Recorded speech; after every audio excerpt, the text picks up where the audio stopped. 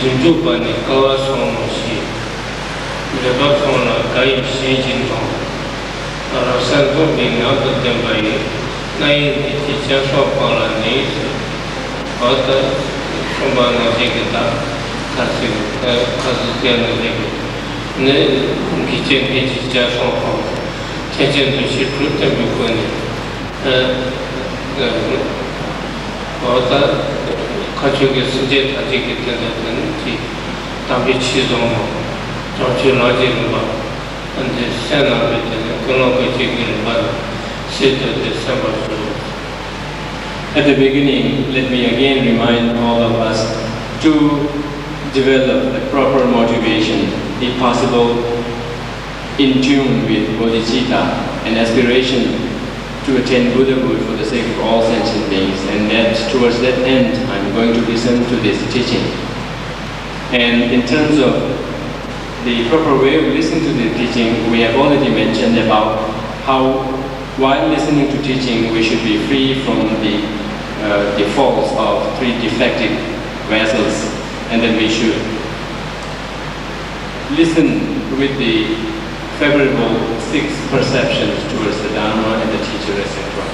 So remembering them, let's cultivate the proper motivation in tune with bodhicitta at the best. If not, at least wish that through this teaching, through this listening and the Dharma learning that I do here, may I be able to benefit others.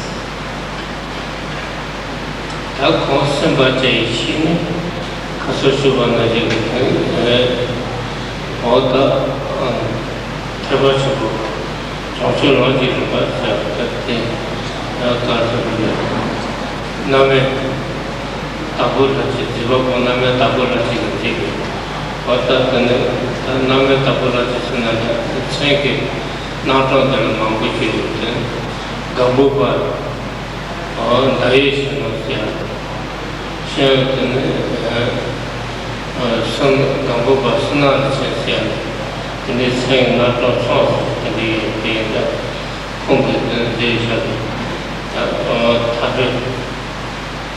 tapi jenis ini maburan bercerita cerita kita, tapi jenis, tabaran bercerita lebih terus kata majlis lembaga, tak kasih kita ni mah suai. As we all know, the text we are using here for the teaching is the one called The Jewel Ornament of Liberation, written by Gelugpa, who is also known by several other names such as Daveshnu and Tapolachi, etc., etc. And today we will continue from where we left yesterday.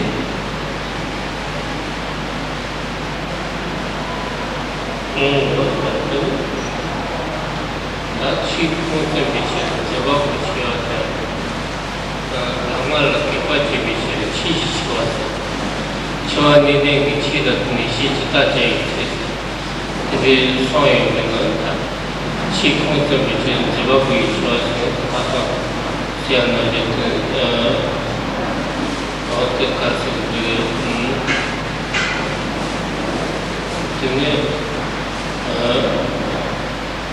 Rinpoche George Bichia, intended a tendency, a tendency to be showered, Chetan, to the Kata shoes of materials. As per the tradition, and also with the purpose of authenticating the teaching that's being given, we heard the biography of the Master, where we learned about how he led his life in his early part of his life, and how later on through his efforts he sought the Dharma, and how through his perseverance he succeeded in realizing the Dharma within himself, and through his pure motivation and compassion for others, how he then entrusted himself to the service of others.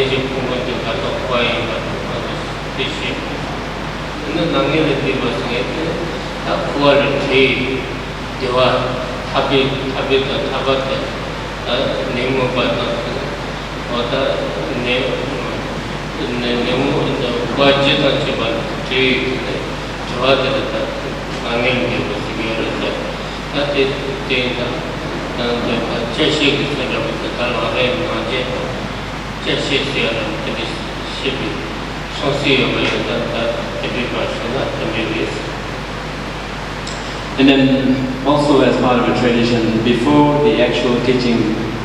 specifically in the Lamrim is given, it is customary to begin with a broad-based topic, which is to give us an idea of where all our Dharma practices should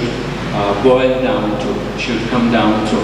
And in this respect, Gelugpa started with this somewhat like a very radical statement saying all Dharma should be included within the two topics, one of samsara and the another of nirvana. And by samsara, he meant that one's practice of Dharma, a genuine practice of Dharma, should begin with an understanding of what constitutes samsara, what constitutes cyclic existence, and knowing what causes it. And through such an understanding, through such a conviction, then we can proceed further in our effort to cut down or cut back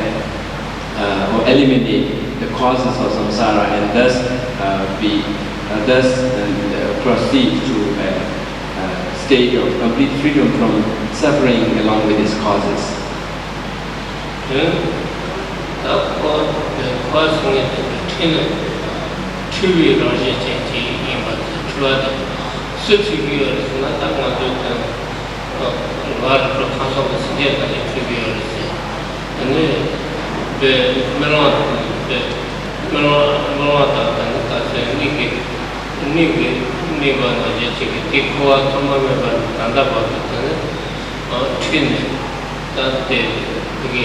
Roger Company Mashiba, Roger Company Mashibi, the Gong,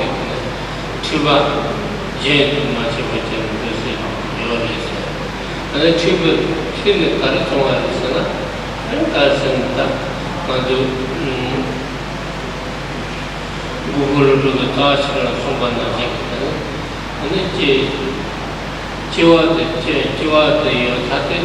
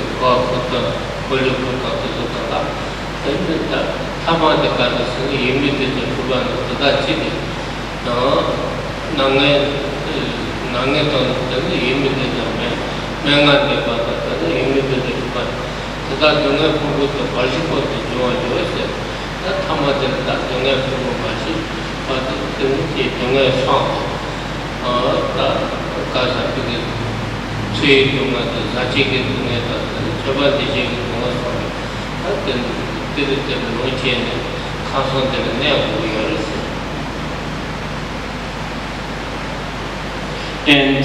also we heard that Gelugpa made it very clear that samsara or cyclic existence is nothing but a matter of misconception or a matter of deception. That the samsara or the cyclic existence, the entire samsaric existence is a manifestation or a crystallization of a very deep-rooted misconception within us. And this misconception has to be first located, understood, located, and we should be able to see through it so that the reality can be realized. And then through the familiarization with that reality, we can then develop the positive counter force against this deception and eventually be able to, as though like peel it off, layer after layer, and eventually be completely clear it away from our mental continuity, mental continuum. And that way, the ensuing suffering, the ensuing cyclic existence, the entirety of it can be then put to an end once forever.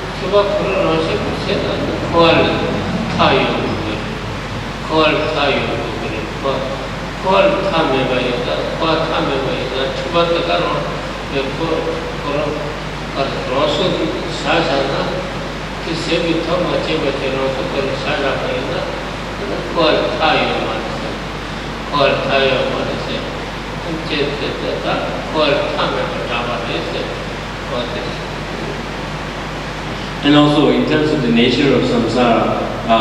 Rinpoche quoted lines from the root text on the Middle Way philosophy by Nagarjuna, where he elaborates about the process of entering into samsaric existence through the detailed exposition on the 12 links of dependent origination. And thus, it is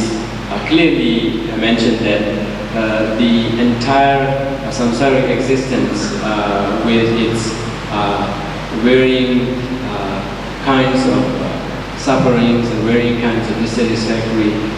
situations and limitations, they are all nothing but rooted in a very deeply ingrained, deeply established misconception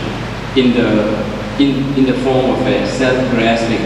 Here, self is not to be mistaken for a person or self as a person. Rather, self has to be understood in terms of a notion, in terms of a notion that we, out of our own misconception, superimpose it on every phenomena and then cling to it as a reality. And then under this deception, then we develop all these afflictions. We, indulge in all these afflictions, and under the force of these afflictions, we are then, we are then pulled into or drawn into various kinds of contaminated actions, which in turn then bind us to samsaric existence one after the another.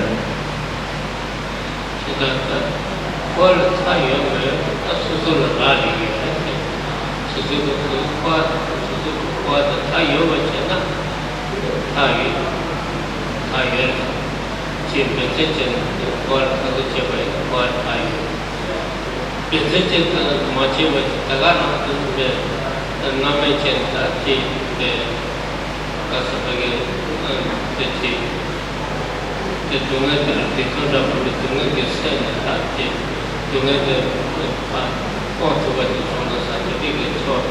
better than the big son of Makuna, not quite how you might say. Our squad is Nibabun and the Jala moment was the teaching of Kuati, Ayoma, Hamid, called Tayoma, my Meva, my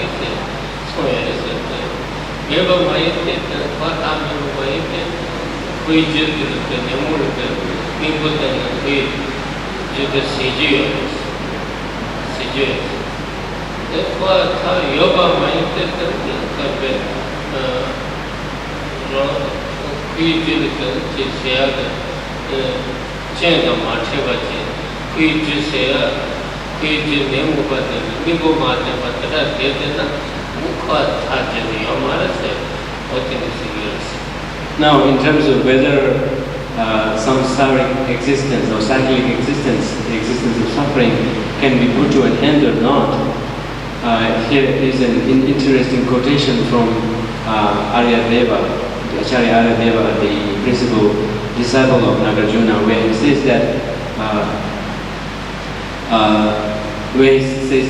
the samsara is neither with end nor without end, and by that he meant that samsaric existence has causes. Whatever has causes can then be affected. They become amenable to change. Thus, on the ground that samsaric existence has causes and it comes not without any causes, that it has its own respective causes, this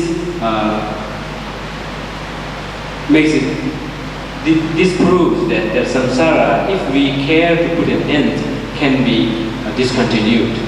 Whereas looking around to our own behavior, to our own condition, indulging in the misconception, and not at all coming close to even feeling disillusioned with it, considering that condition, it seems like samsaric existence for us will continue forever. So here he makes it very clear that it depends on our own effort and perseverance to put samsaric existence to an end, and not that samsara will naturally end by itself. It can only end if we make effort towards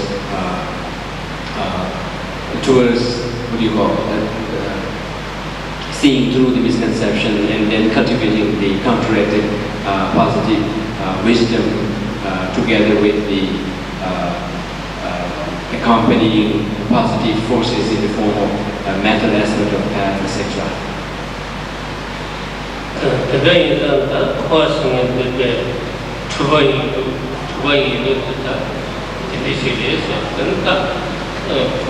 we do not Chichi, air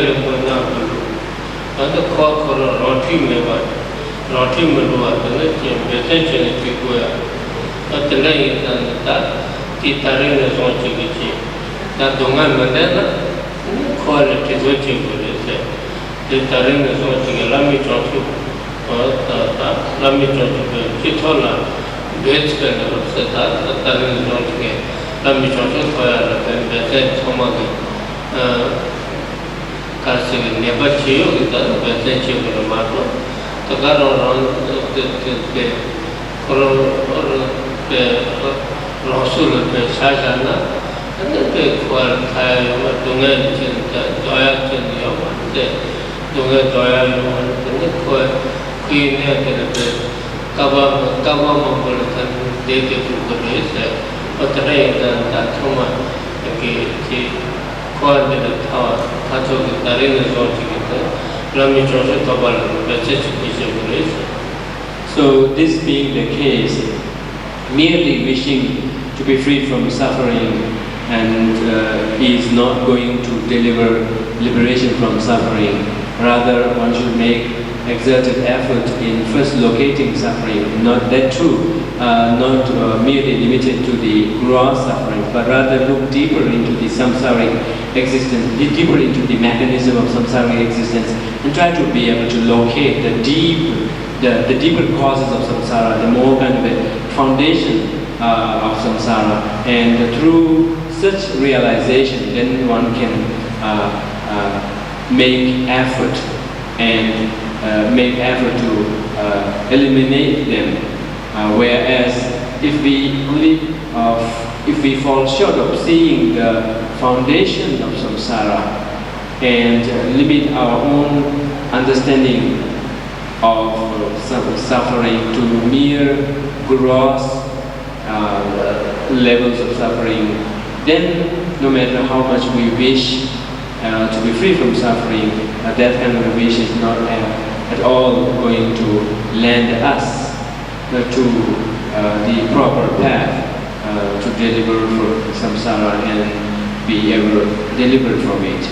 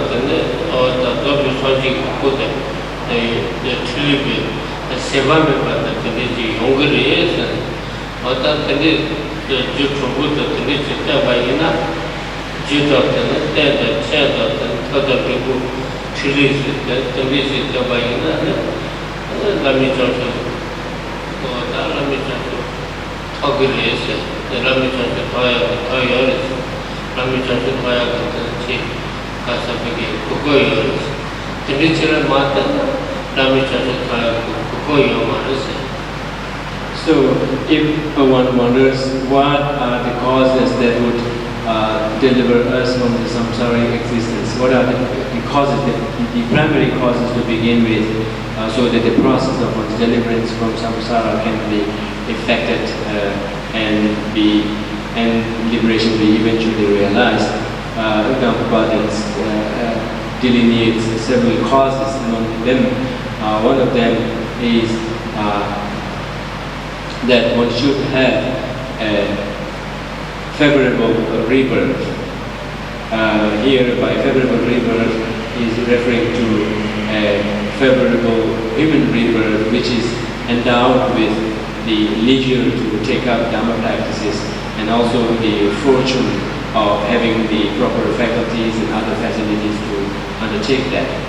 And then, on top of that, one should have the fortune of having met with a genuine, sincere, genuine, authentic teacher and in the support of both aspirants in that path. And so he delineates altogether some 6 causes in this regard. One of them being through such effort, through such facilities that people make effort, then through the force of compassion and genuine wish and prayers of the Buddhas and Bodhisattvas, one's effort will be executed and will lead to great success. Yoga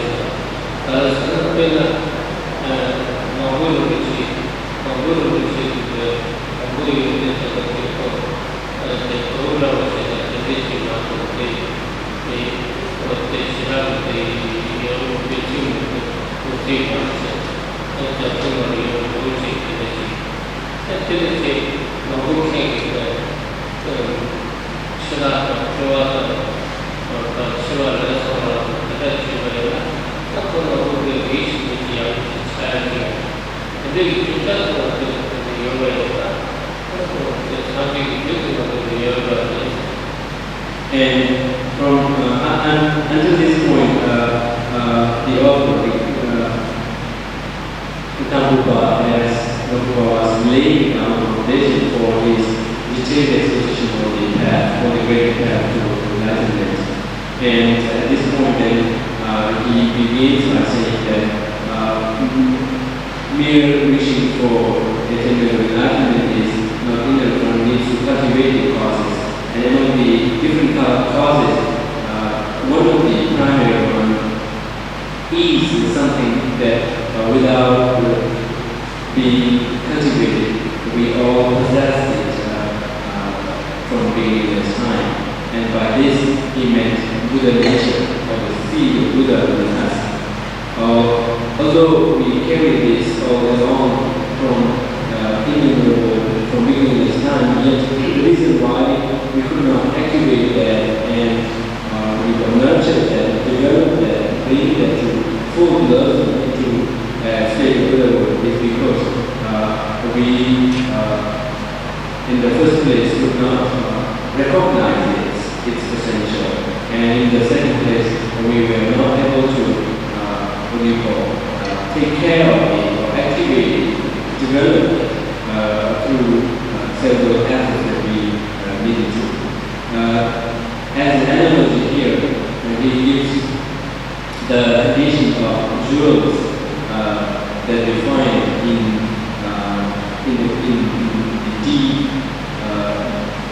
bed of ocean. Deep into the ocean, we find jewels, but right from the very beginning, the jewels found in the ocean do not shine, do not possess, do not seem to give that brightness that they have potential to do. But as soon as they are taken care of, they are looked after well by an expert in that field and kind of put it through the process of cleaning it or whatever, and then it can eventually be brought to its brought to its natural luster, with brightness, etc. Likewise is the case. We all possess this Buddha seed within us. Buddha seed in the form of either in the form, we can say Buddha seed either in the form of our mind being naturally clear and luminous by its very nature, and that defilement having not entered into its intrinsic fabric. Defilements are temporary cloudings around it, formed around it, rather than something intrinsic in its fabric. So long as defilements remain there, we cannot realize the natural luster, so to say, or the natural potential of the Buddha seed within us. And through our efforts in clearing away the defilement, then we can eventually realize the Buddha nature within us and bring it to full blossom.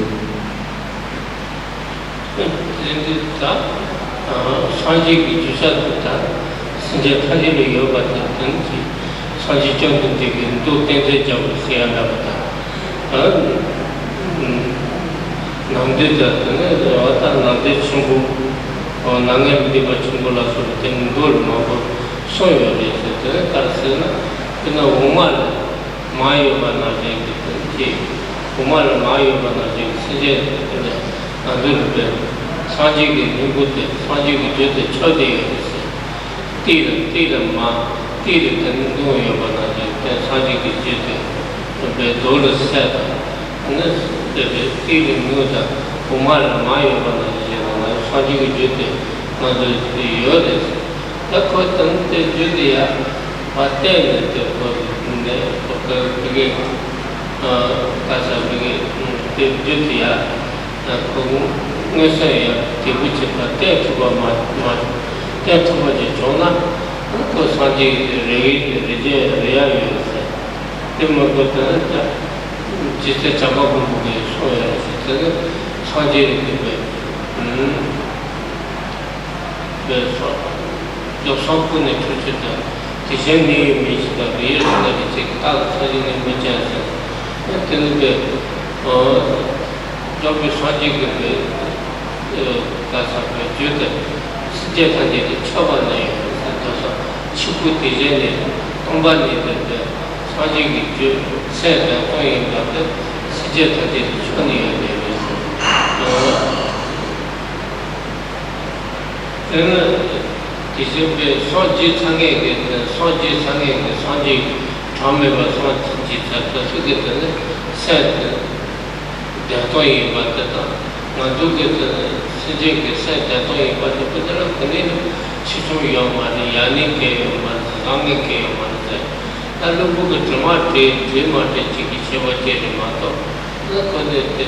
chicha da puta pe saji ke te tuje ke chibu tijeni da te ta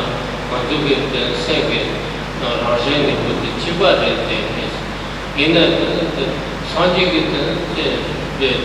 se de buku tramate te trisa de chi ki ta na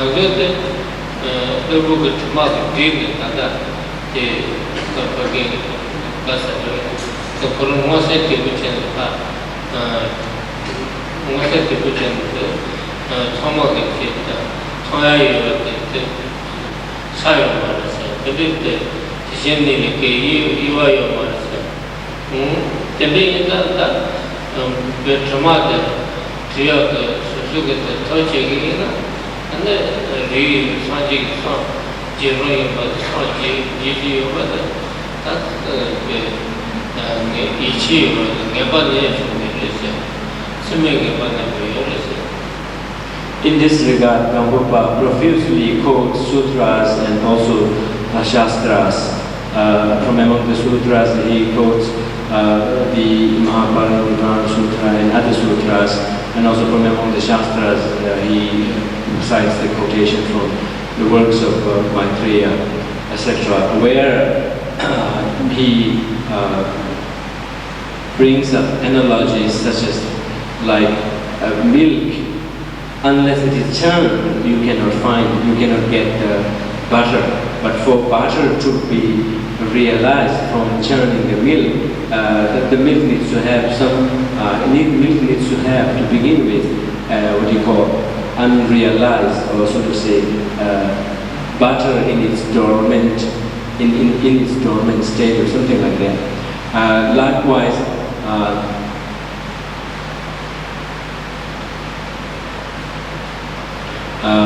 Likewise, under earth, when we mine gold, we do not find gold separate. We need to look closely and then separate the defilements from the gold, and eventually, through chips, through small pieces and chips, we can gather gold. So, likewise is the case with our Buddha nature within us. It is kind of temporarily defiled, temporarily covered by defilement, and through the covering we cannot see through the defilement into the Buddha seed that is underneath it. So, whereas in terms of the Buddha nature, or in terms of the mind's very intrinsic nature of mere luminosity and mere clarity, mere luminosity and understanding, undefiled, with defilements not entering into its fabric. There is no difference in in the mind of a samsaric being, the mind of an ordinary being, and the mind of a Buddha. On that respect, the difference here is whether or not they have the coverings, they have the temporary coverings of defilements intact or cleared. So, through such analogies, Gelugpa presents from among the many causes this first very primary cause for our possible attainment of enlightenment, that is Buddha nature, which pervades, which is present in every sentient being without exception.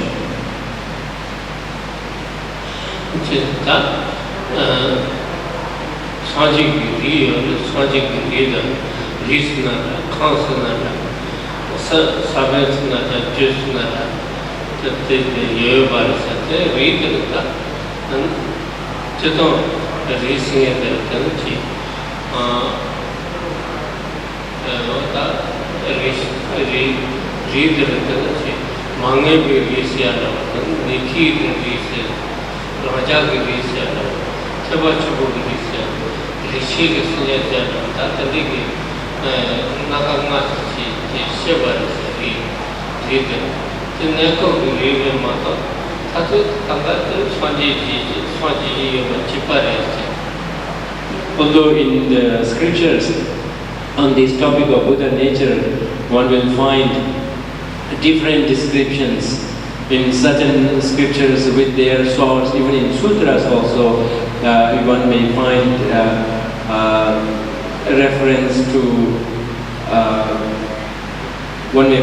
reference to classifying entire sentient being into 5 categories, among whom some are categorized as possessing indefinite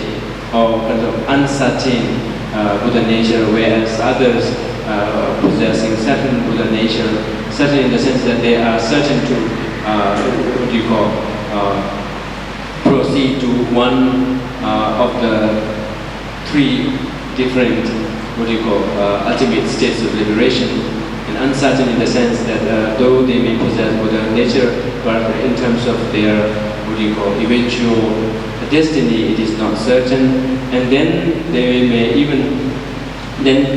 even posit a 5th category, which is termed as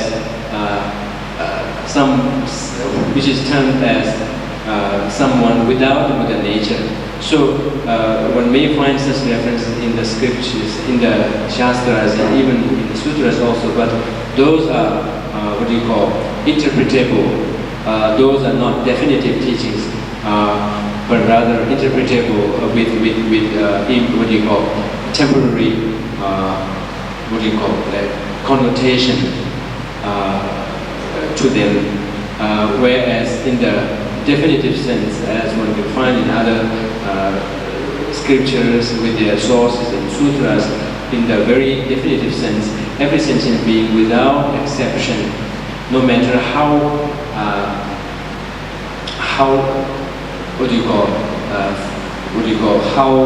strong and deep-rooted, how strong and thick the coverings may be, rendering the possession of Buddha nature very, very, very unseeable in some cases. Irrespective of that, every sentient being without exception is, in the ultimate sense, said to possess Buddha nature, the potential to become Buddha eventually.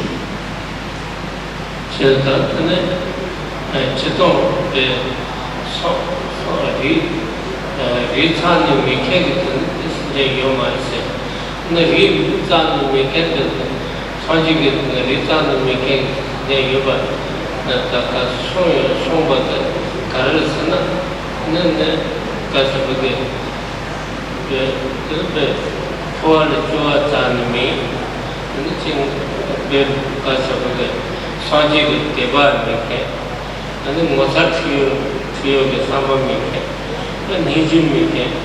people Nanga Shusuka Habachi taken, or Tadaka never 2 years, never to that Karasanta, the Vishigis near the Vizio Marse, the Sumbata, that the basic money, Sajiku Resume and Rio Marse, Sumbata Mata. So, as a way of interpreting that part of the sutra or shastra which presents the possibility, which presents a fifth category of sentient being not possessing Buddha nature, the way to understand is that so long as one continues to engage in negative actions and do not ever care to look deep into the nature of life and ever rise up with some kind of awakening and ever indulge in negativities and do not cultivate positive qualities, more primarily in this sense the qualities of conscientiousness, the qualities of mindfulness, etc. For them, even though they may possess Buddha nature deep into their heart, deep into their being, yet with such a strong defilement, with such a strong negative force, that inundates their being, that inundates their mental scene, that kind of renders, it's as though the thick, strong defilement in these forms renders the Buddha nature at least temporarily non-existent, but under its force or under its weight. So it's in this kind of context that some scriptures come up with the fifth category of sentient beings not possessing Buddha nature. In the Manga babies, Tabachimbo Manga, Tabachimbo Manga, the Masajila, the Manga can be yours. The Manga can for a chair, Kadej, take it. The Rapanda, the Nikita, cheating initially personal, when we take the region, Rajak, cheating initially personal, Rajari, Tabachu, cheating initially personal, Tabachu, Character, Manga babies, they might be that so soon Nitiron Ruya get the Kanda Richi. They are not Sanjay Ruya Kanda Ri, Koratomba, Tampa, Nebig, and Tabachumbo, Lunagi, and Ri, Tabachumbo, and Gijal Abachuala, and the Gipe, the Jet Song and the big Kanda, the Tabachumbo will get barriers. And then in terms of the other four categories, of which one is termed as uncertain or unascertained, whereas the other three are considered as ascertained, possessing ascertained Buddha nature or ascertained nature, ascertained potential to liberation, and the fourth one as though possessing Buddha nature or though possessing a potential to attain liberation, yet its destiny or fate is not yet ascertained. By that, it meant that from among the other sentient beings who did have the fortune, or who did have the fortune of meeting with the teachers and have managed to develop positive qualities within them and have managed to meet with some success in their spiritual practices. And from among them, there can be some who are through this conditioning, through this learning, through this training, their lineage, so to say, or their path is ascertained. Whether they begin entering the path with the Theravada system, or should be in the Theravada path, or into the Prateka Buddha path, or into the Mahayana or the Bodhisattva path. If through their training in a particular point of time,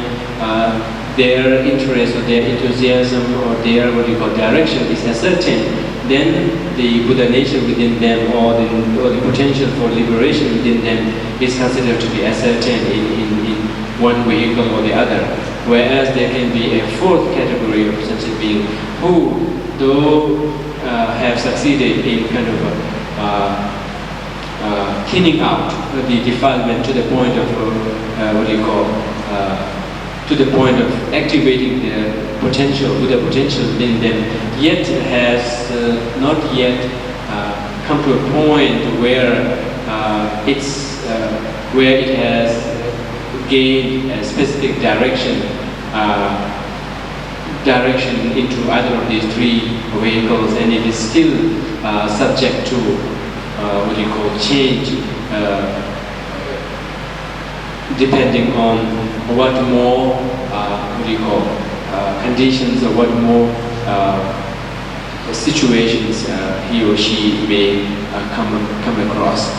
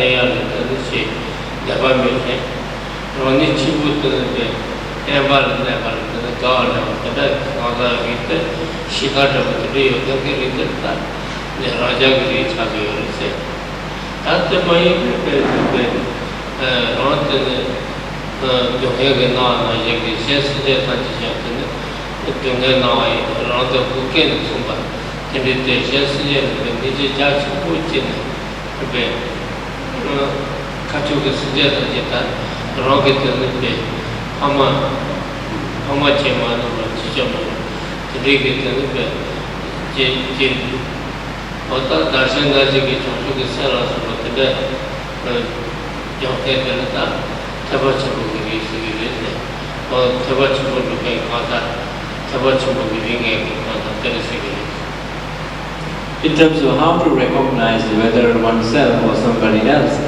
is somebody else belongs to which category from among the four categories, the scripture points out that there are certain conduct and certain attitudes that one can look at, that one can locate, by which one would say that the person is, determined, the person's Buddha nature, so to say, is determined is ascertained in the Theravada system or Theravada path, is that if one sees them to possess a strong urge to attain liberation, and they have developed a strong sense of revulsion towards samsara, yet at the same time lack the courage to develop, to cultivate a universal love and compassion and lack the courage to shoulder the responsibility of all sentient beings, and are more or less concerned about, or more or less interested about their individual liberation. Those could be considered to belong to category possessing the Buddha nature ascertained in the Sravaka path. Whereas in the case of the Pradeka Buddha category, one still sees the first two conditions, the first two behavior or attitude, that of strong urge to attain liberation or freedom from suffering, and a strong sense of revulsion or disgust towards samsara, yet at the same time lacking the courage to shoulder universal responsibility for all sentient beings. And though they may wish, but yet at the same time, in terms of actually committing to them, they may fall short of doing so. And on top of that,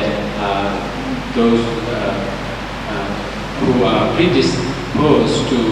avoid social life and are more kind of interested and disposed for solitude, with the least amount of dependence on others, even including teachers and spiritual friends for the time being. So those kind of persons are considered to be at least temporarily predisposed towards the Pradeka Buddha path. Whereas in the case of Mahayana path or Mahayana, those belonging to the Mahayana or the Bodhisattva category, on top of developing strong urge for liberation and a strong revulsion for samsara, they have developed universal love and compassion and have extended their concern for attainment of liberation or freedom from samsara to all sentient beings, and are determined to take that responsibility upon themselves. So, depending on their attitudes and depending on their conditionings through several trainings and meetings, their category in terms of the Buddha nature is ascertained on these grounds.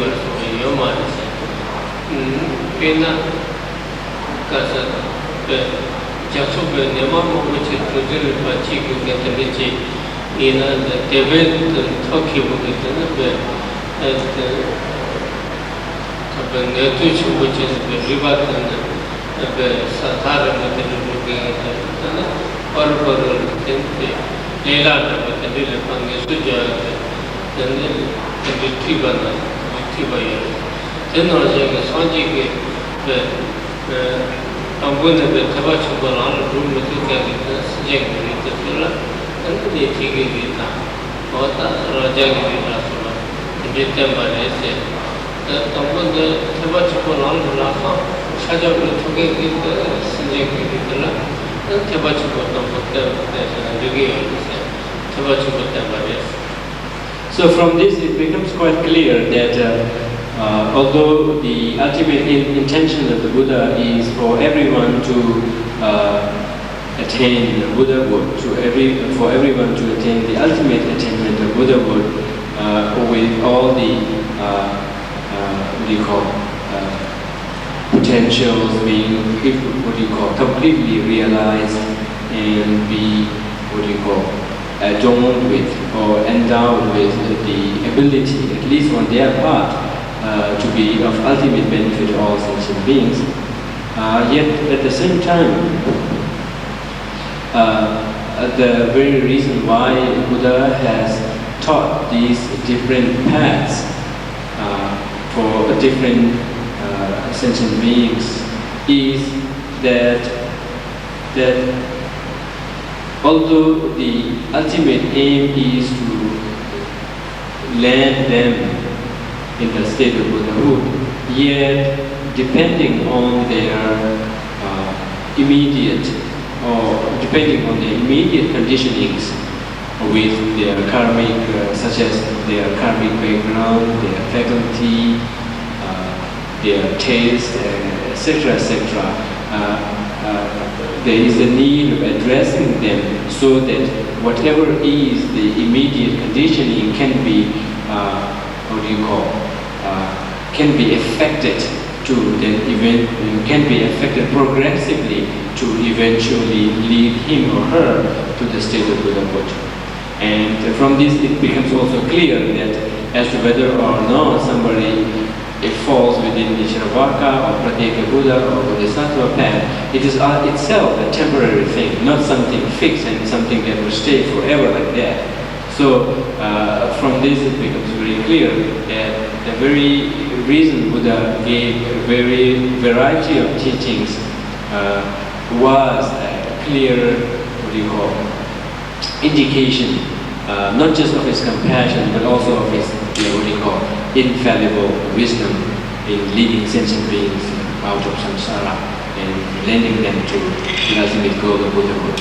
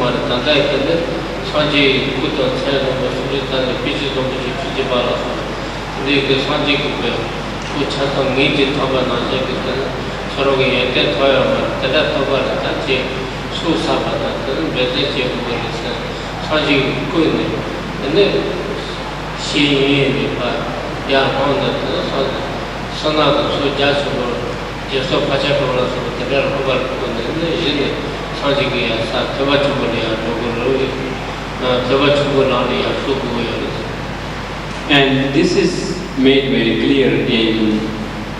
several scriptures and sutras, where it says that someone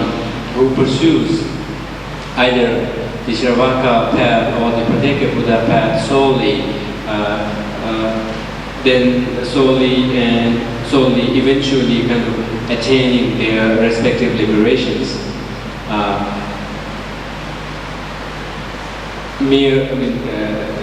Attaining their respective liberations at such point, still falling short of attaining Buddhahood. At such points, there are references in the scriptures where Buddha would then awaken them from their from their state of mere liberation for themselves, and motivate them or instigate them to accumulate further merit and the abandonment of more subtle defilements, so that they could be full benefit to others, rather than merely let them indulge, or so to say, in their own self attainment. So in this way it becomes clear that the variety of teachings that Buddha gives, they are all aimed at attainment of Buddhahood for every sentient being without any discrimination. Yet the variety was essential to address to the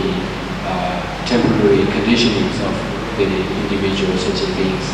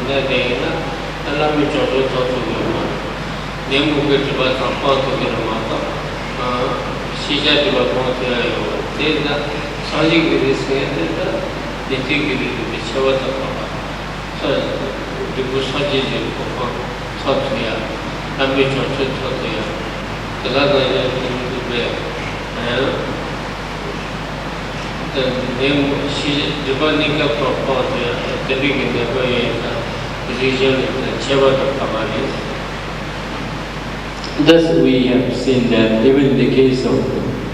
the other two categories, that those predisposed to enter or start out with the Shavaka path or the Pratyeka Buddha path, that it's possible for them to switch on to, or so to say, move out into the Bodhisattva fold, either in the middle of their path or at the end of their, at the culmination of their effort in culminating in the attainment of their respective liberation, to enter into the Bodhisattva fold, and then from then on, be possessed of the Bodhisattva or the Mahayana nature, Mahayana Buddha nature, and then eventually through its development be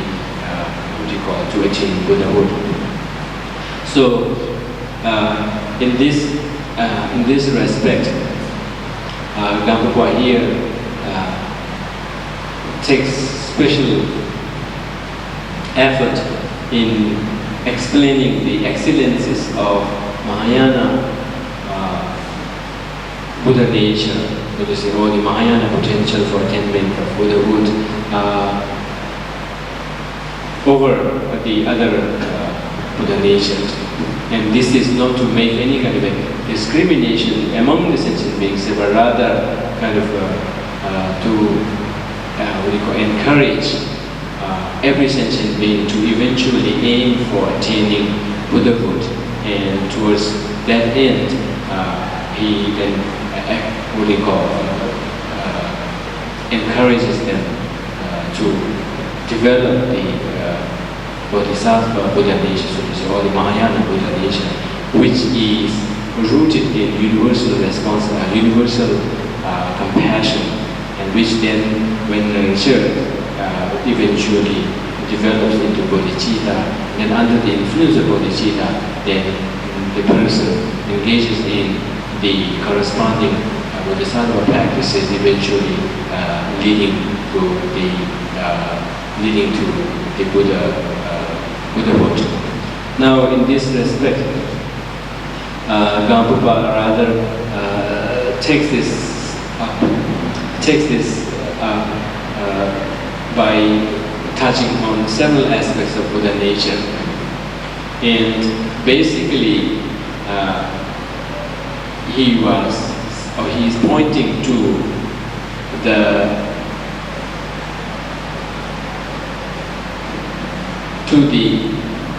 potential within us, to the condition, to the natural condition within every sentient being, the condition of having a mind which is devoid of any intrinsic identity of its own. And this very fact allows for the mind to be defiled on the one hand, yet at the same time to be developed and to be nurtured and developed and brought to a full blossoming in the state of Buddhahood. So it is on this very basis, the basis of mind being devoid of an intrinsic independent identity of its own, and thus making it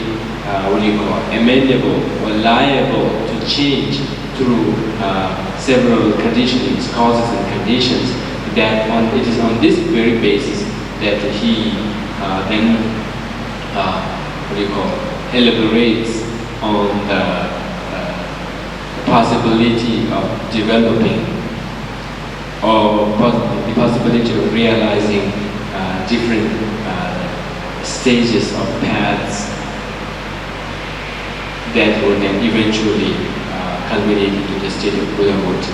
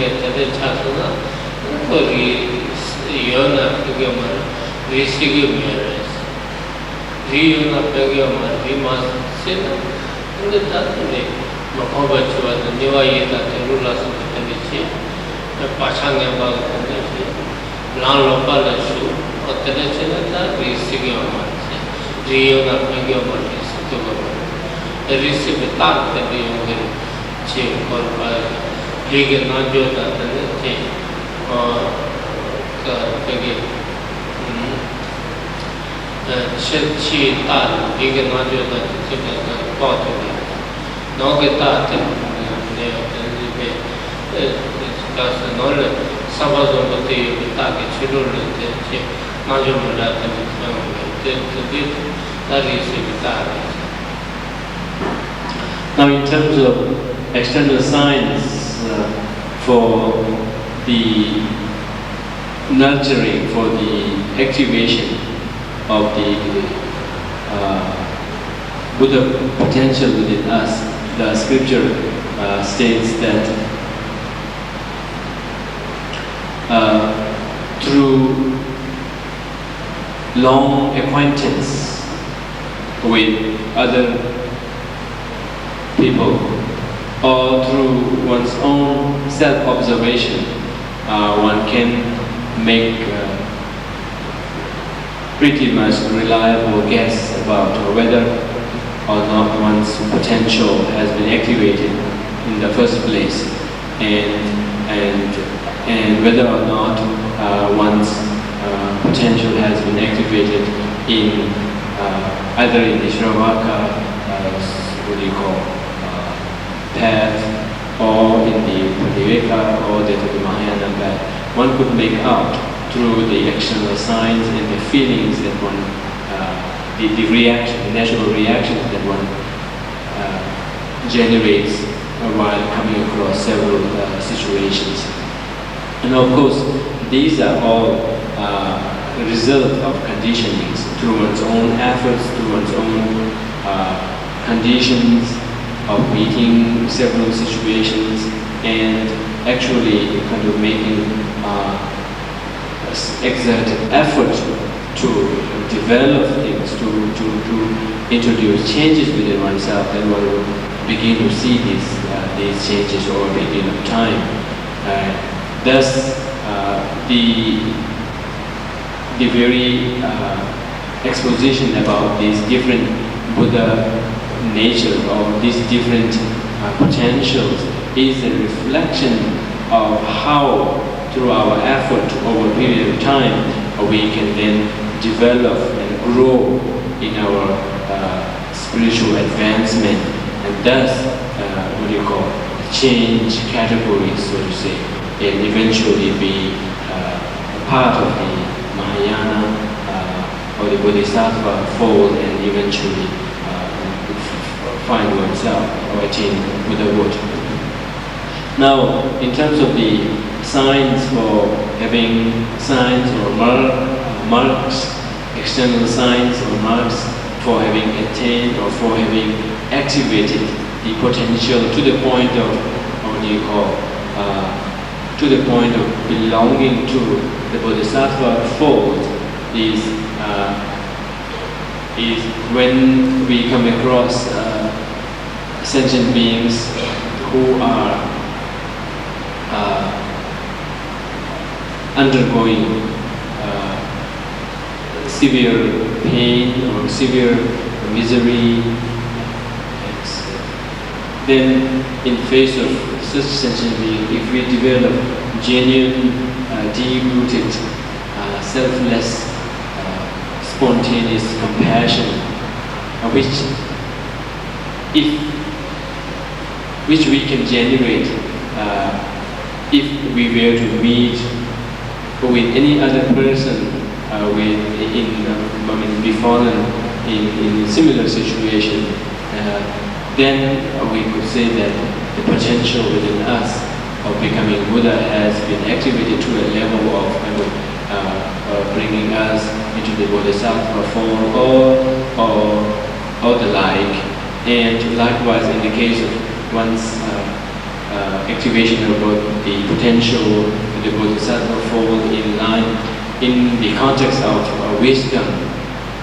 in the context of wisdom, in the context of understanding emptiness, then sometimes people, even without any, any apparent training that they can recall in this life, into training into understanding emptiness, etc., etc. If the mere hearing in the very first stage, in the very first instance, they develop a very strong sense of affinity with them and develop a very strong, profound, understanding and certainty, agreement with that, which kind of develops in which is so strong to kind of inside very strong physiological feelings and changes, such are said to be signs of having activated the potential to the point of putting us either in proximity with the Bodhisattva fold or into the actual Bodhisattva fold.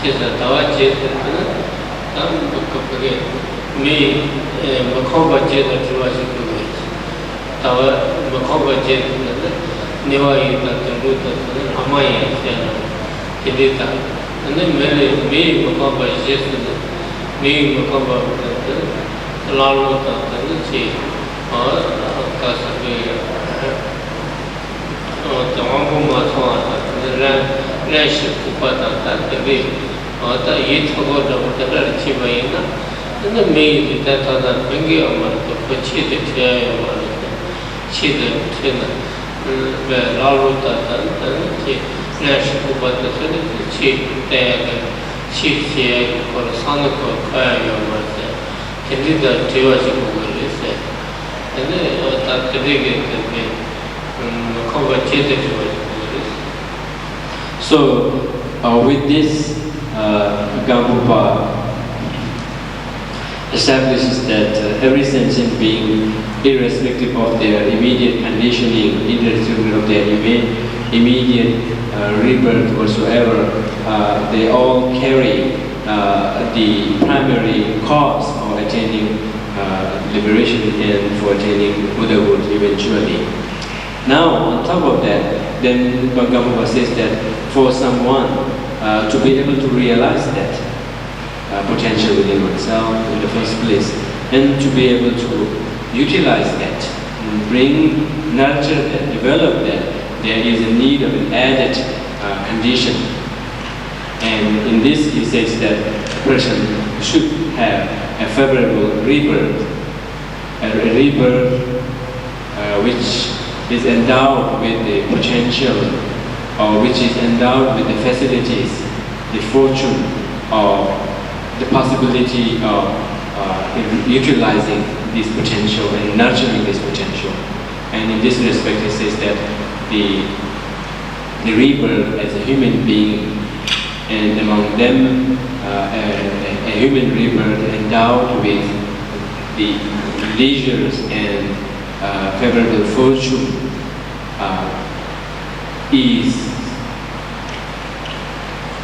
stands out from among all other kinds of rebirth within samsara in facilitating the possibility of activating this potential that one possesses and nurturing it.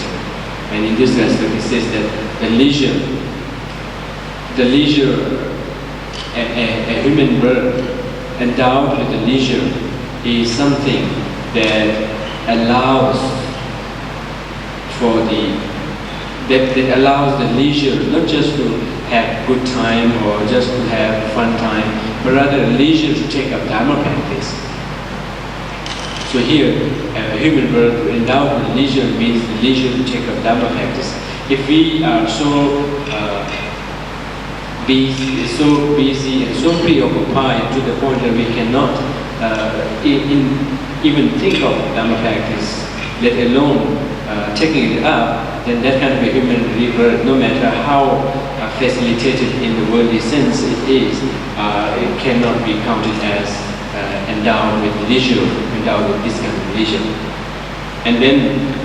in this respect, a human birth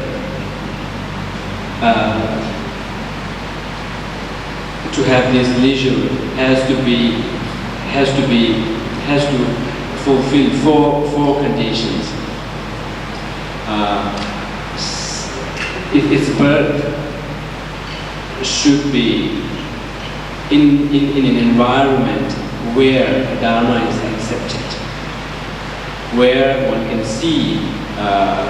examples of people who take up Dharma. So a human rebirth in an environment where the inspiration for taking up Dharma is possible. And then on one's own path, one should have the organs, the indispensable organs for taking up Dharma practice intact. And then in terms of mental faculty, one should not be too dull and too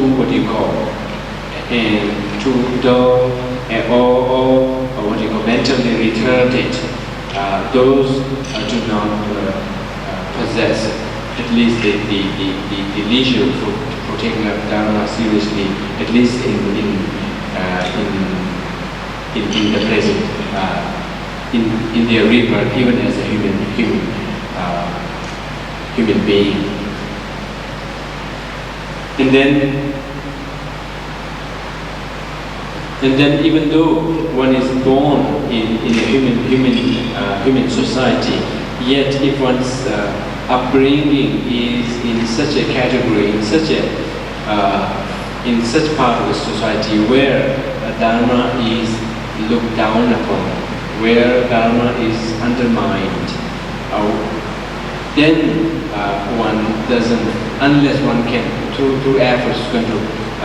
overcome that. So long as one is caught in such a condition, then one is still not complete with the facility for utilizing the human rebirth in activating and nurturing with the potential for spiritual advancement.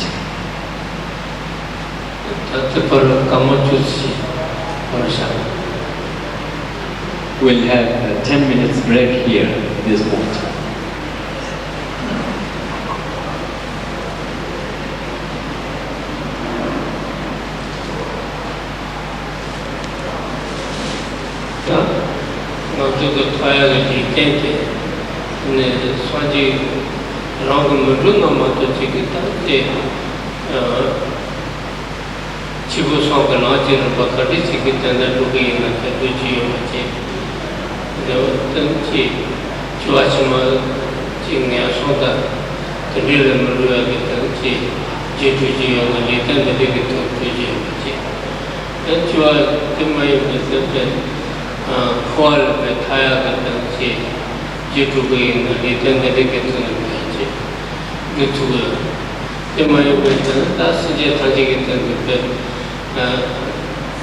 Sanji,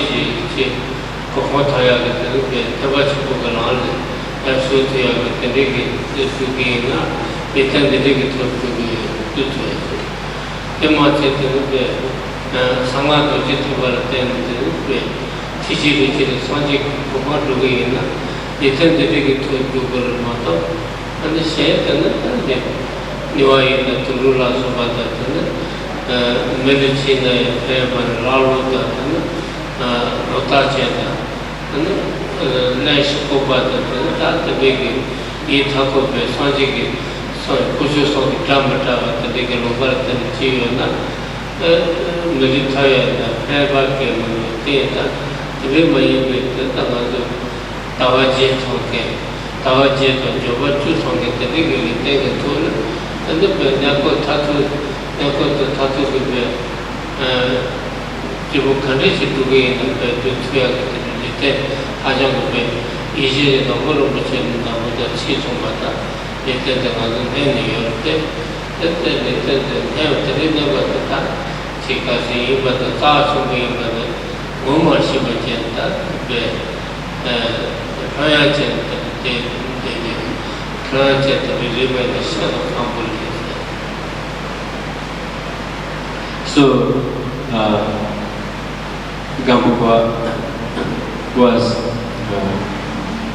pointing out that on the first point of possessing Buddha nature, there is no difference among all sentient beings. Yet, in terms of possibility of utilizing it, one's rebirth makes a big difference. If one were to be born either in the hell realm, or in the animal kingdom, or as hungry ghosts, or even though as a God in the celestial realm within the samsara, but due to its strong, indulgence in the temporary pleasures, one cannot utilize, one cannot realize the need of practicing Dharma, and thus they are like obstacles. They kind of obscure us from realizing the potential, the Buddha potential within us. And then even being born as a human being, unless one has those four qualities, then again one cannot utilize this Buddha potential and bring it or nurture it, bring it to develop and further growth. So, having heard this, Gelugpa advises us that one should recognize the preciousness of the rebirth that we have attained now, which is endowed with all of these 8 leisures to take up Dharma practice, and unless we realize its potential, its preciousness,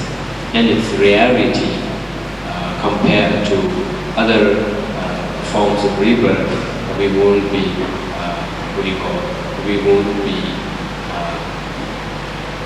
instigated or motivated to utilize it in the proper way. So through this kind of reflection, do recognize the preciousness, the rarity of this very precious special human birth endowed with these leisures, and make the best use of it, rather than just squandering away in very trivial pursuits of very temporary benefit.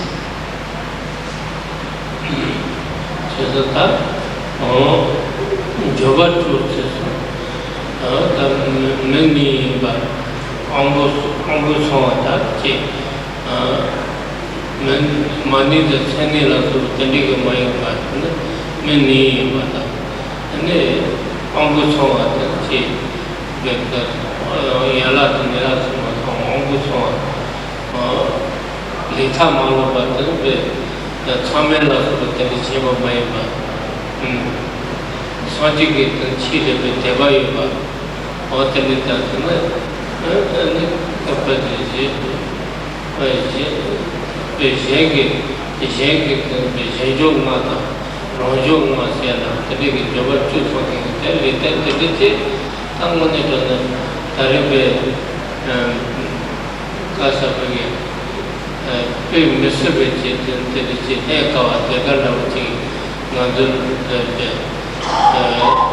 Lado yogi tantir pe peche me bache tanjo ke litan de peche me bache tantir ata betri chize ke tanjo chize tonne me se logo jona tanjo thoba ke tanda ka sahana ma jo aro te be sije to ke chaba me bache te se te be litan de thobe thola tin Chuma Puchik is the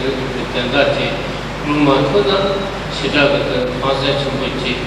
Chiku, Sadi, and Chi to Chia Yoma, Chip, Tanjur, Masachi, you are the Shira Kabuchi, Chi, the Gumujako, the Chora, and then we set up a Masachi, the Chosen Musas from Tanjusing retail arch with them go to Tazo with the career to the Nimari and the Chile to the Chip Masset, the New Adam, Kotajut with the Dutch wing with the air cover Yamata, that the big tension wing with the big Masambi chain, Charlie. So, it is very important to look deep into this aspect of our human birth, of how it is endowed with these special facilities and fortune of taking up Dharma practice, and thus cultivate a much deeper and far-sighted benefit, far-sighted aim, rather than merely squander it away for very trivial pursuits of very, very limited benefit, of very, limited benefit, only benefiting in this very lifetime. In terms of how we do not recognize its preciousness in this respect, it is very clear. See, when we say if through our own activities, through our own dealings, we were to lose a certain amount of money or a certain amount of fame, whatnot, we would very much feel concerned and would miss that intensively. Whereas in terms of cultivating benefits or cultivating aims beyond this life, we don't really seem to care much, nor do we really, strongly miss the opportunities of doing so. And thus it is a very clear indication that we do not yet realize the preciousness of the human rebirth that we have gained in this respect of how it has such an uncommon, unique, rare opportunity of cultivating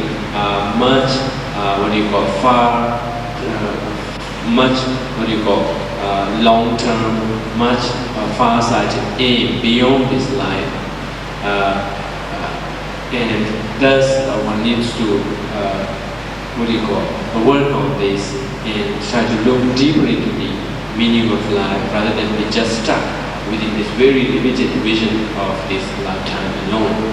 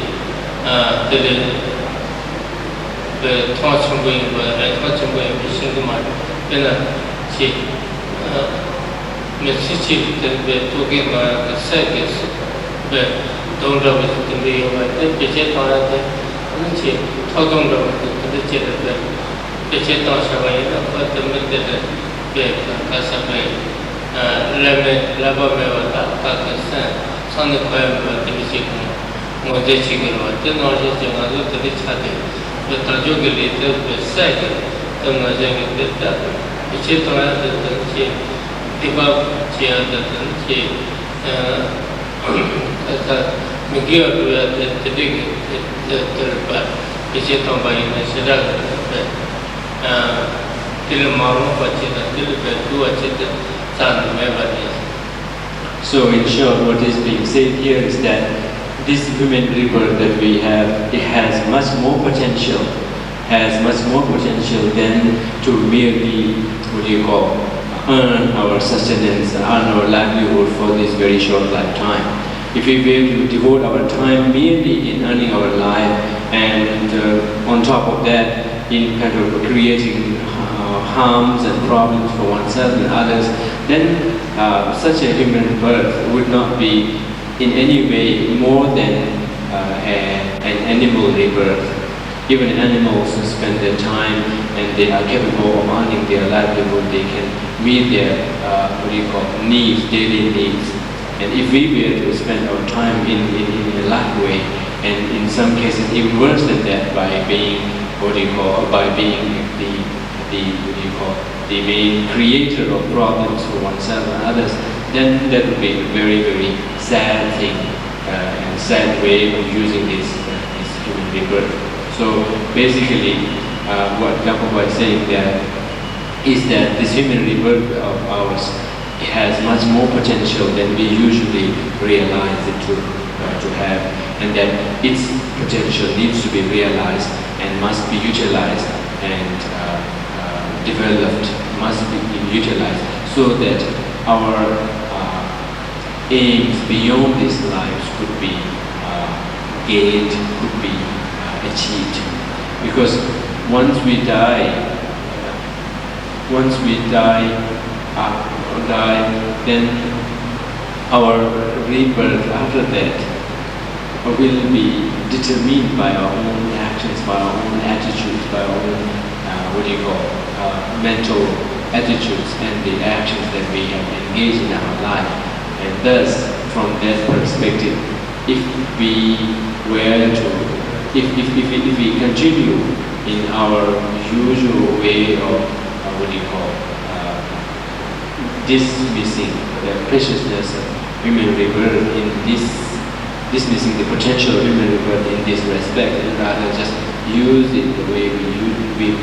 usually do, then it is pretty much certain that we would take another, we would take unimaginable long time to again regain such a human rebirth, if ever we are going to do so. And thus, it would be a very sad thing to have missed this opportunity.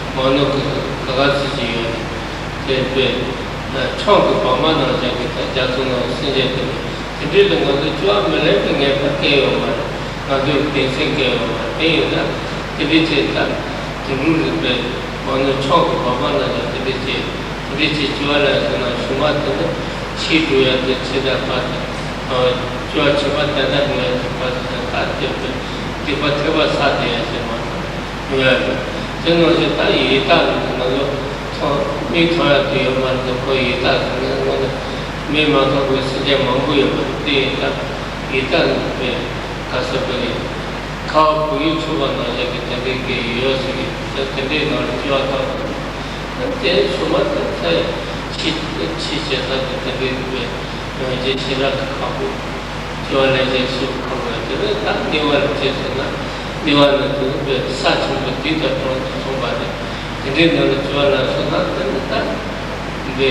Kasabari, Cover Jali, the will have a really testing and 20% dry time. So, one thing, looking at how facilitated human rebirth endowed with leisure is, one can infer from that the causes for that should be as varied and as as complex. Thus, from that point of view, such a human rebirth is very rare to be regained again. It's almost like out of mere chance, so to say, or out of mere chance or mere luck that we have attained this human rebirth and endowed with leisure. But in terms of whether or not we will regain such human rebirth, and then to how frequent, it's very clear from our own disposition and our own, and our own integrity in taking up Dharma practices. So from that aspect, it's almost certain that the next lifetime will not be of a human rebirth, provided if we continue to live our life the way we have been, by paying more attention to very short-term interests and indulging in self-preoccupation and engaging in almost all kinds of activities under the direction or under the force of selfishness, without any care for others, and not even feeling concerned about engaging in any negative actions whatsoever. So from that kind of behavioral pattern, we can almost very certainly infer that our next lifetime, so long as we do not undertake any kind of change from now, our rebirth cannot be into a human form. And if that will be the case, then being reborn in any other realms, either as an animal or in other unseen or not that apparent to us realms like hungry ghosts, hell beings, etc., then one could see that the rebirths themselves, in these realms themselves, are devoid of facilities or devoid of the conditions conducive for taking up Dharma practice. It is not just that, even the way one gets embodied in such rebirth is that one would lack the potential, one would lack the intelligence or intellect to ever awaken to deeper facts of life, and then the basic conditioning itself perpetuates negativities one after the other, thus putting off ever further and even to any eventual possibility of regaining human rebirth as such. So from this perspective, one should realize the preciousness of the human rebirth that one has gained, and also realize the rarity of it in terms of how many kind of causes and conditions should be present, should have aggregated to cause it once again. So from this perspective, one needs to realize the need to put this human rebirth into a much better way, in a much sensible way, then merely wasting it away for very trivial short-term interest. And that too, in most cases, in activities that would even worsen the situation or even worsen our future prospects. 被滚那到有干的是呢，跟那上去给说呀，有的年度呢，有的年度呢，到年度嘛，主要是啥子不对的，我们去把这些，年度年度呢呀，年度呢呀，主要来看的，上去给查菜那些给的，啥也对的，让他这个自己有那些。上去给查生的啥的啥的，其实这个这个这个事情，那对路的那个呢呀，对路路的这里呀，对路的那个呢嘛的，那路路的那啥全部对的这么的是，这里那这个对，但是那路啊，给他去，就是对这考不出有的是的，马上我教他们呢，对这来考不出的是，对的。这嘛是咱们去，对路的安路的话，对路的安路的话，主要是日的我们的西下嘛，大的嘛，那基本也是。那安路的呀，对路主要是那个，看不出那的区别的，大的嘛，那是这个类的，这是基本的。但是那边对路安路什么的，嘛那差给他。这个通过也碰下不的，通过呢，咱们这个这么的忙的干这样的，他的话他自己有嘛，这个事情忙的自己就会对的，这里人不知道的，我们对切的，看不出来的，在那些事情，这里的轻松呢，这个干这呢，这里呀，搞不主要讲的，这里呀，太没问题。这个年度办出来，起码到这个，那这个来人那个来把人那样，其他啥个我的其他给的听的，其他给的听不的，其他啥个我来不的，他就考不了。现在咱们这边，这些期间嘛，到这个40年半期有的，主要起码那个现在这旅游嘛，真的。那他就给人家说个公务性说的下面的事，那这么的被工商的被进入了送把那这个工商的工程部就在看的被加速成本这些，真的然后真的加速真的有被人民米农啊这背下，这个人民米农啊的有加速前被加速定义嘛定义的。वो जाते कौन है जातो कौन है या नए ने मतलब जातो कोई सेकंड से पुका चिपा बेचो में को देंगे तो चिता पुका तो रुपये की तो या वो जाते कौन है थे या जातो कौन है तो पुका तो वो चल रबर थे बता सिग्मा से ना था खबर माता 제가 생각에 요새가 많아. 용하고 싶어요. 답변. 이게 미요게 지나 부가도 가봐도 생각에 가봐도 사태리야 돼. 그걸 미게 맞지. 근데 이 타바야 저소토를 되게 지나 영어 나지치나 테스기를 대 타바에 맞지. 루저리 걸었다. 맞아 재미있다. 냥루를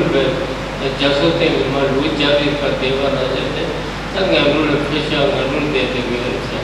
근데 로또 근데 시비도 시로미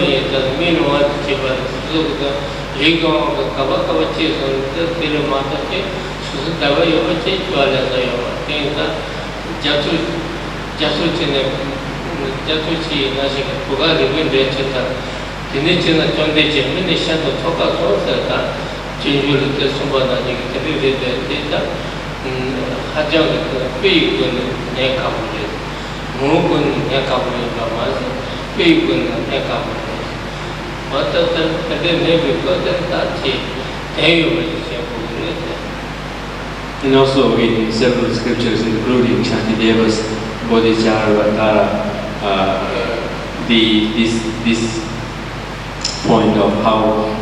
precious human rebirth endowed with leisure and the fortune for taking up Dharma practice of meaning is illustrated through examples. One of the examples is that compared with the animals, the human rebirth itself is very, very rare, and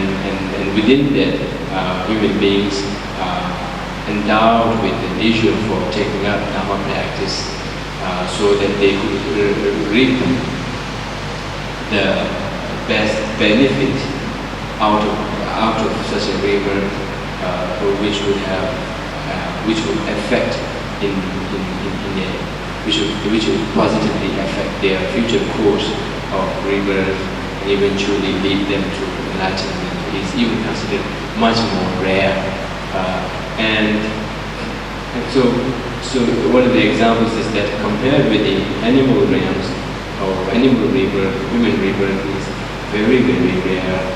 In that, suppose you have a heap of grain, then the rebirth into human or into animal or lower rebirth, lower realms of rebirth is considered like the amount of grains at the base of such a pile, whereas that of human rebirth and within that a human rebirth qualified with such endowments and leisure is considered to be very, very rare, likable to the amount of grain at the tip of such a pile. And also in the Shantideva's text, quoting it with its sources in the sutras, it gives this very, typical, traditional example. The human beings or the animal or the sentient beings are likened to a blind turquoise, blind turtle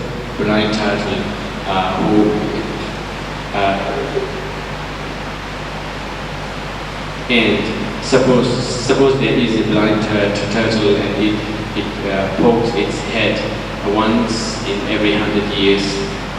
and that on the ocean there is a wooden plank with a hole inside it, just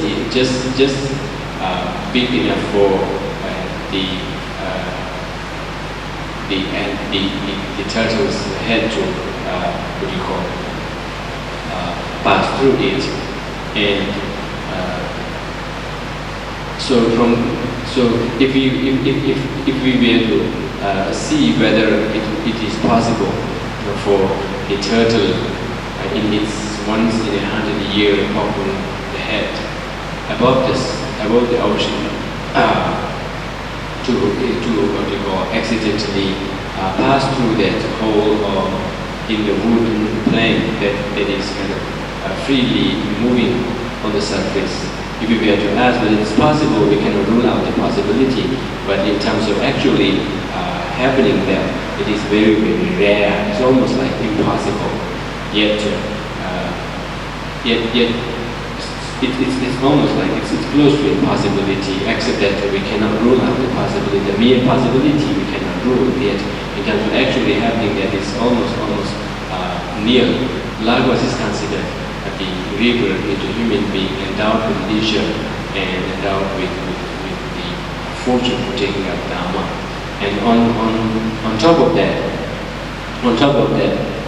for people to realize such potential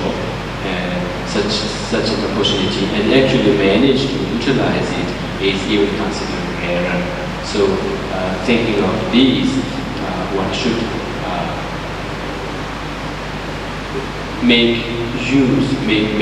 look deeper into their life and kind of rise above our very, very myopic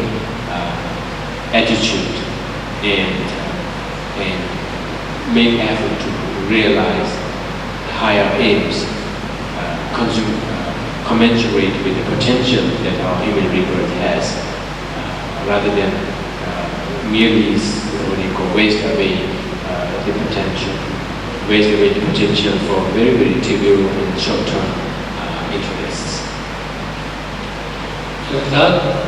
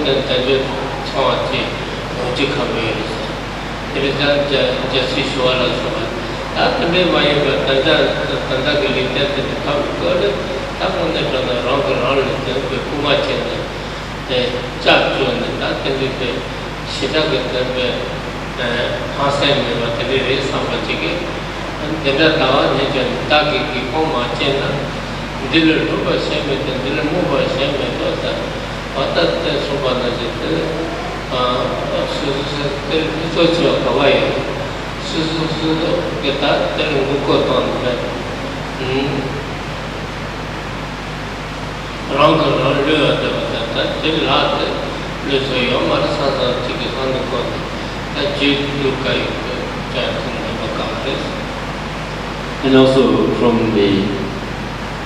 point of view of causes, such a human rebirth endowed with such leisure and fortune to take up Dhamma practice and realize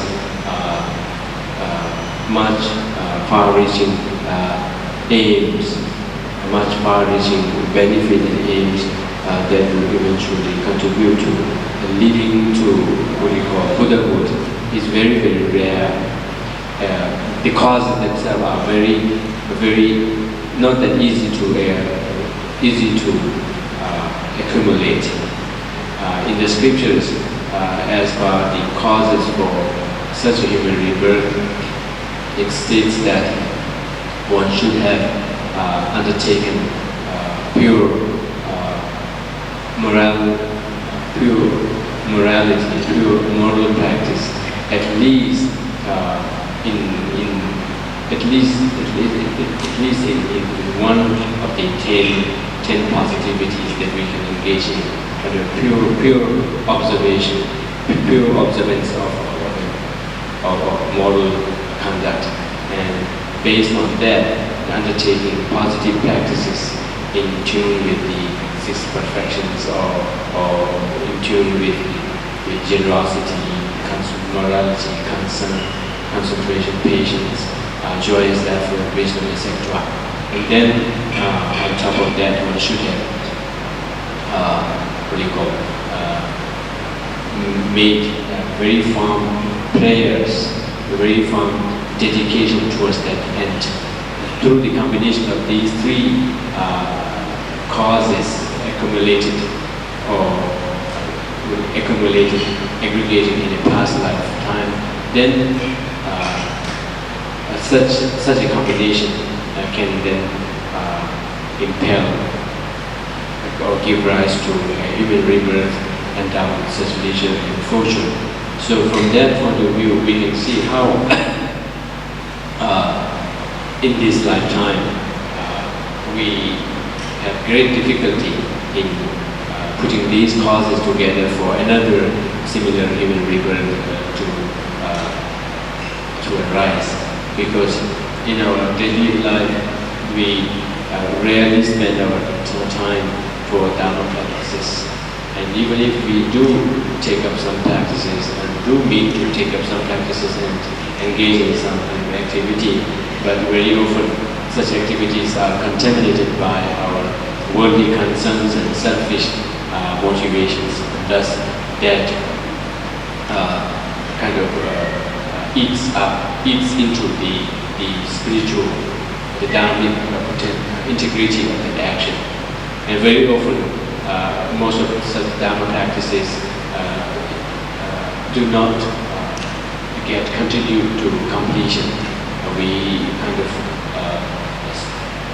feeling shocked, excited, and then feel tired in the middle, and thus leave it unfinished. So such is our condition, such is our behavior, such is our endurance in terms of spiritual practices. Whereas when it comes to non-virtuous or non-spiritual practices, we seem to have no difficulty whatsoever. It's almost like running downhill, that we do not seem to need any kind of special effort or any kind of special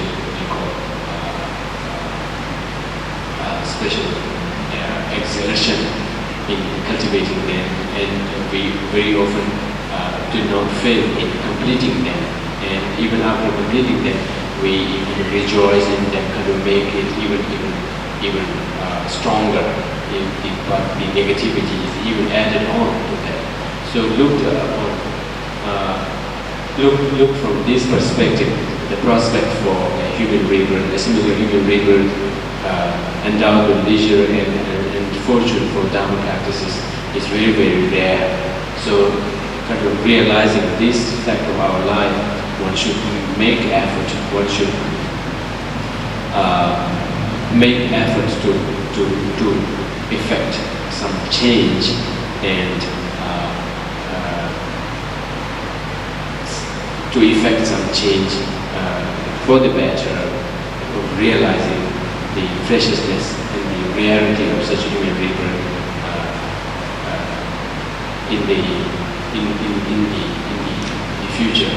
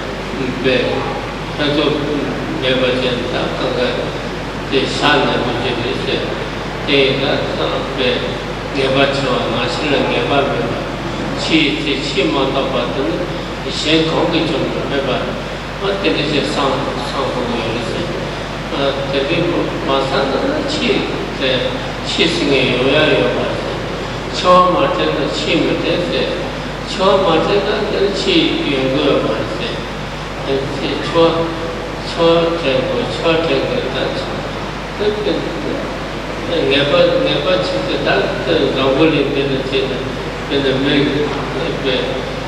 Kaba again, the one with the last year, that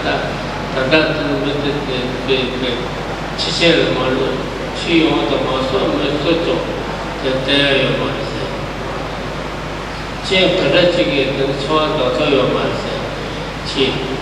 is of the saving the Tasso of the Gada with the Yorte,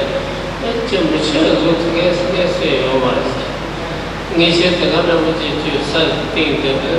the Jabu the Raputa, the big Nada check the Gada with Joy, and the Sotanga or the Sultan, and then the sort of Mesa Yomanis. The Gada Sanji Chanda did not need to give back there. The Gada with the bit. To what about the Gada with you, the Zuka, the Karsapi. Chi Nangal the chicken is on your man. While you can reach around the Chuan of your man. Token that chicken, a Chuan of your man. Then the demand of the Mapa gave Luna, and the Matsu read Toyana with the different air or your man, but the Mamoshi to the wrong over the cheese with the Chiba the watching the kitchen. Kamakata, Chuteke, Nimase, Nimakata, Dawase, Dawa, Rose, Lukitan, Mrs. The chief is watching Chitachimal, Ruteki, or Matoteki, and the Ronaldson and J. Omansa. And reaching that deep condition on the Machia Vilina Marsa. Jeju Subakaya Sadi Rosadi, Sadi Natin, teacher put it in the Pontina, two power magic was there. And the Machia, the Satan, the Sayo Marsa, and the Gondan the chief to Banana Majatan, Runa, the Setter, Mesa, and Machia, the Nombaja, the Sayo, then Russia, the Nobel Michel, the Sayo Marse, but that Nathan made the chasing of the Buddha, Sure Tani, gets up at the modern tradition as Sembisi, Nashina, Sembisi, Chi Charome, but that never took the cake. That Choma was a ticket, the ring one, so at that, never. Such a human rebirth with leisure and fortune is not only precious and rare, but also very, very short-lived. It's not just short-lived in terms of when it can end, there is no certainty. So this brings us to the topic of mindfulness on death, impermanence in general and death in particular. So long as we do not have mindfulness of our death and keep ourselves carried away by our fantasy of living forever, although intellectually we may know that we will die sometime, but on our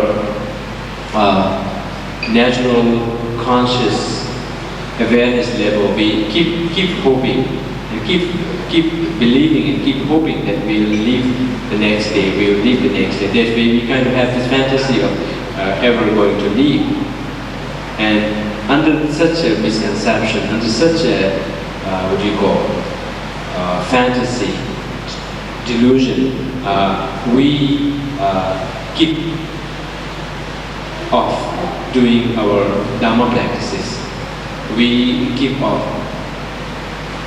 put off doing Dhamma practices, taking up Dhamma practices, and kind of let ourselves be concerned and be completely engrossed in very, very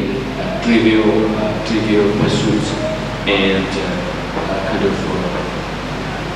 engage in selfish activities. Thus, it is a saying that without the mindfulness of death, the practice of Dharma cannot be complete. So, In this respect, one has to think of how death is certain in the first place. That nobody, nowhere, at no time can escape death. We may know that intellectually, but we need to kind of reflect on that and bring that to the forefront of our mind so that we could remain mindful of that and thus have it prioritize our actions and our interests in the lifetime. And on top of that, when and how,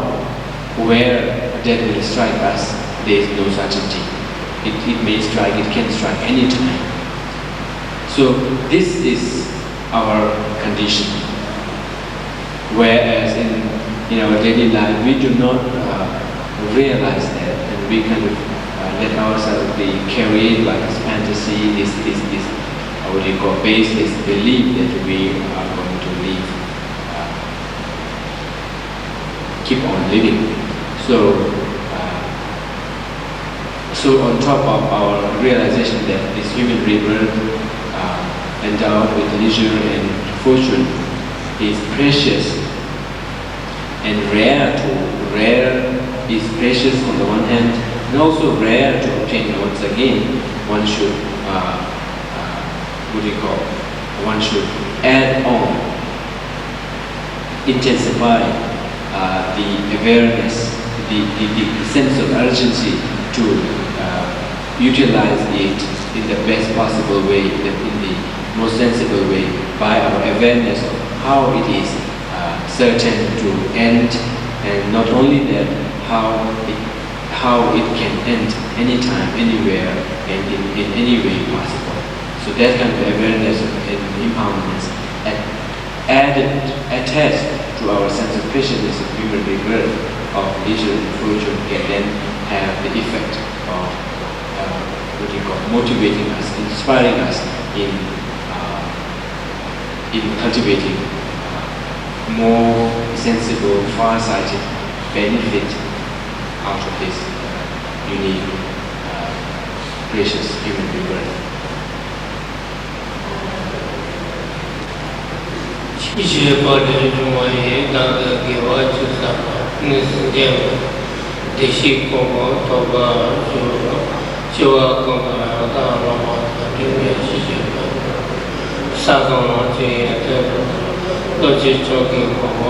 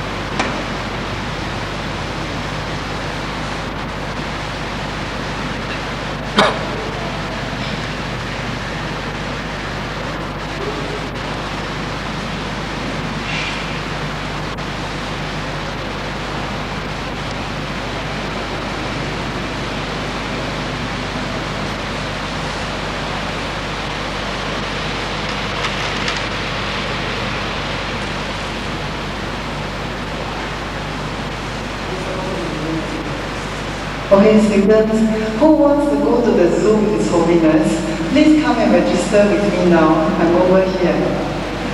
And regarding the initiation date, let me say again.